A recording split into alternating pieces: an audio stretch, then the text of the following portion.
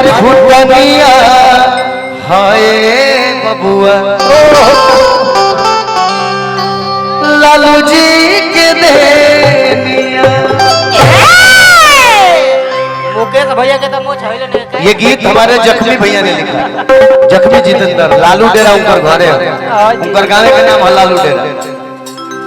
ये गीत में टोटल इतिहास और टोटल सच्चाई लिख दिया गया।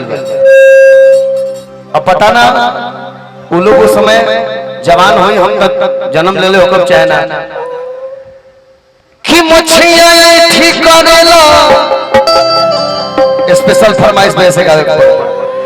अरे फुटनिया हाय बबुआ अरे लालू जी के देनिया।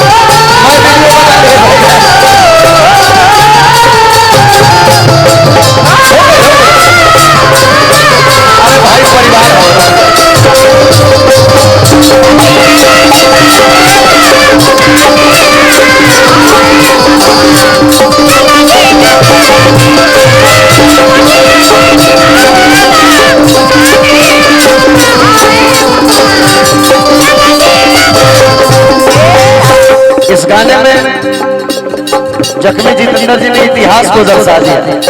क्या लिखा उन्होंने? कुछ पहले राधे को बनाई जतिया।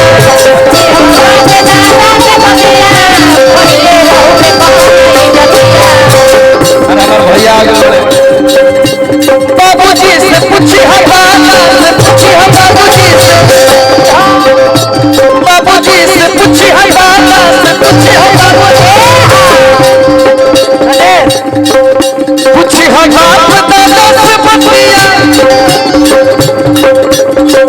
लाइन क्या है लिखा गया?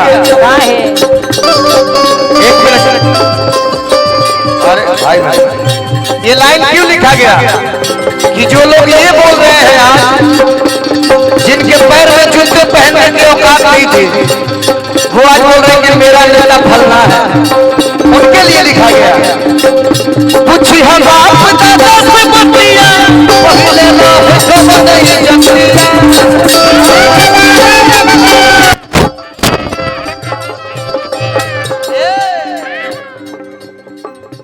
गुंडा लोग के डाउन कोइल पनिया है बबुआ लालू के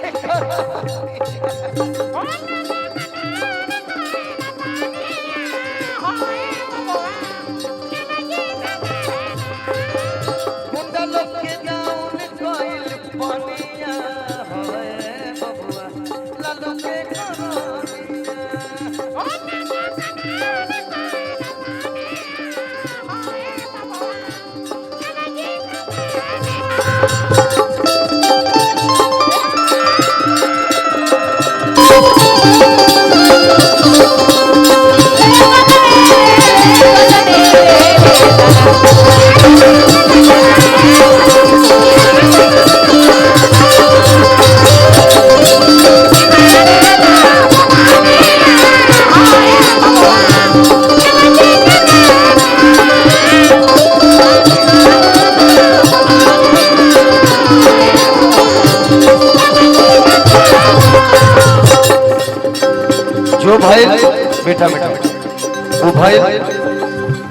25 बाकी बा ओ बात पे ध्यान देवे कोई वही खातिर कहल गई बड़े फिर तेजस्वी जरूरी ना तो नहीं जाई बूढ़ी अरे तेजस्वी जरूरी ना तो नहीं जाई बूढ़ी बड़े तेजस्वी